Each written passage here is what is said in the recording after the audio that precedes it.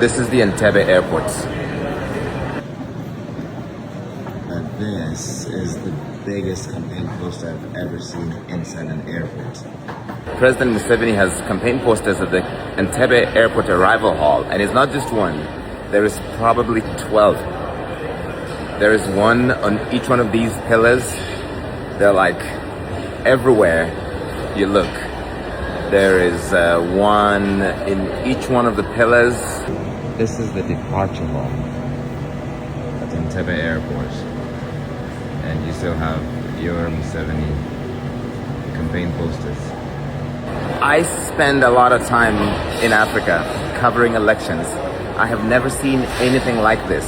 What I didn't realize is that these Museveni campaign posters are all over the airport. They're not just inside the protected, secure area.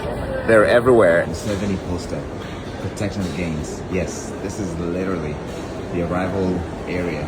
Bobi Wine and the others don't have posters at the airport.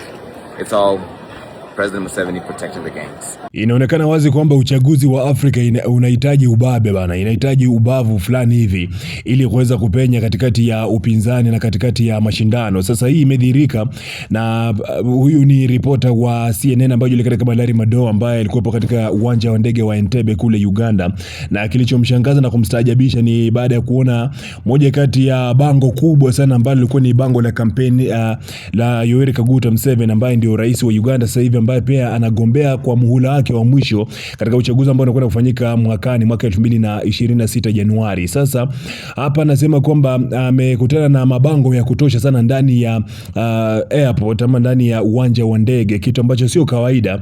Anasema kwamba yani kampeni zake zinafanyika paka kwenye uwanja wa ndege. Yani ukishaingia katika uwanja wa ndege wa Entebbe unakutana mabango kila kona ya Yoweri Kaguta Museveni, na amesema kwamba sio kitu ambacho kinaruhusiwa kwa kila mgombea, maana wagombea wengine kama vile Bobi Wine na wenzake hawana mabango sehemu yote karibu na uwanja huo, achia mbali kuwa na mabango ndani ya uwanja wa ndege. Amesema kwamba amechukua muda mwingi sana kuchukua ripoti kuhusiana ama kutangaza ama na ripoti nyingi sana kuhusiana na uchaguzi wa Afrika, lakini hii ndio mara yake ya kwanza kabisa na kutana mabango ya kampeni ndani ya uwanja wa ndege, kizingatia kwamba uwanja wa ndege sio ni kama ofisi ya kiserikali vile, au sio bana? Yani ni ofisi ambayo ni ya umma, ofisi ambayo sio ofisi ya mtu binafsi.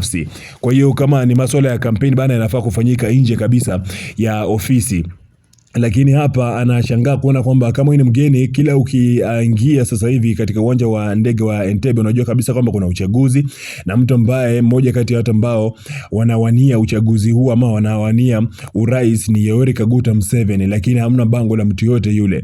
Unahisi kwamba hii ni sahihi kwa mgombea kuweka mabango yake katika uwanja wa ndege ama ndani ya uwanja wa ndege kabisa? Unahisi kwamba ni sahihi kabisa ama kuna uhuru wote wa kidemokrasia kufanya kitu kama hichi hapa? Nipe maoni yako pale chini kwenye uwanja wa comment.